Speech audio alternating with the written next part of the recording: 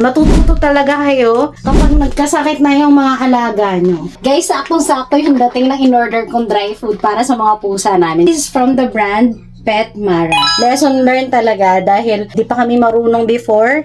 Pero nung natuto kami sa masakit na paraan dahil nagkasakit yung first Persian cat namin, si Ragnar. Grabe yung ginastos namin, bumili na lang kami ng ng wet food or namili kami ng dry food na hindi maalat. Yeah. So ito ang gusto ko dito, hindi mataas ang sodium content and meron na tong kasamang vitamins na mga babies, mataas ang protein.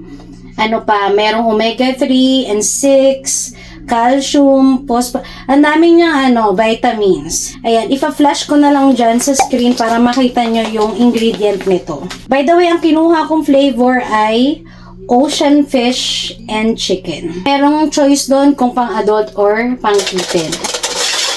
So, ito 1 kilo, ayan, hanggang dito siya sa feeder. In fairness, mabango parang nakakatakot. So, yan na yung kinakain nila. Mukha namang nagustuhan, di ba? Kitang-kita nyo, live via satellite. By the way, ito nasa 160 plus lang yung 1 kilo. Subukan nyo rin sa mga fur babies nyo. Kasi ito, tinan nyo, gustong-gusto nila. Ayan, nag-aagawan pa.